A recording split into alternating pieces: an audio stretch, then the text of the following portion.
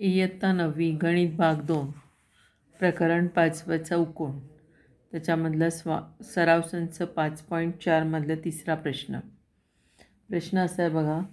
आकृतीमध्ये चौकोन ABCDमध्ये बाजू BC लहान आहे बाजू AD अपेक्षा आणि बाजू BC समांतर बाजू AD आणि जर बाजू BA एकरूप बाजू CD असेल तर कोन ABC एकरूप कोन DCB आपल्याला दाखवायचा आहे.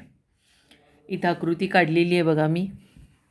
चौकोन ABCD याच्यामध्ये BC समांतर आहे ABला आणि BA एकरूप आहे BCला. हे पक्षामध्ये दिलेलं आहे.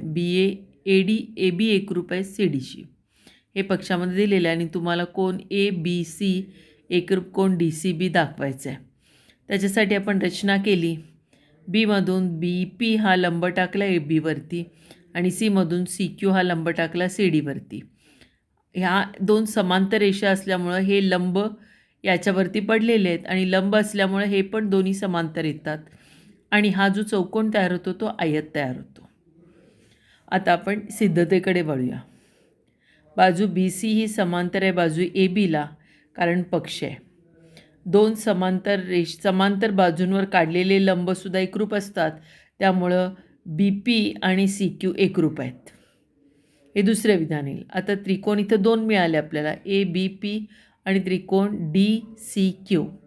याच्यामध्ये कोन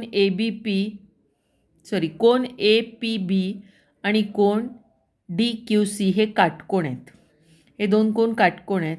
तसंच आत्ता आपण सांगितलं की BP आणि CQ हे लंब दोन एकरूप आहेत आणि काटकोणासमोरची भुजा कर्ण AB आणि इकडचा कर्ण CD हे एकरूप आपल्याला पक्षामध्ये दिलेले आहेत. त्यामुळे हे दोन त्रिकोण कर्णभुजा प्रमेयानुसार एकरूप होतात. हे दोन त्रिकोण कर्णभुजा प्रमेयानुसार एकरूप होतात म्हणून हा जो छोटा कोण आहे हा Bच्या ठिकाणी झालेला कोन ABP एकरूप कोन DCQ. कारण एकरूप त्रिकोणाचे हे संगत कोण आहेत. आणि आपल्याला उरलेला कोण जो विचारला आहे PBC आणि कोन QCD हा इथे काटकोण आहे त्यामुळे हा आंतरकोण होतो. हा पण काटकोण. हा काटकोण आहे त्यामुळे हा पण काटकोण होतो.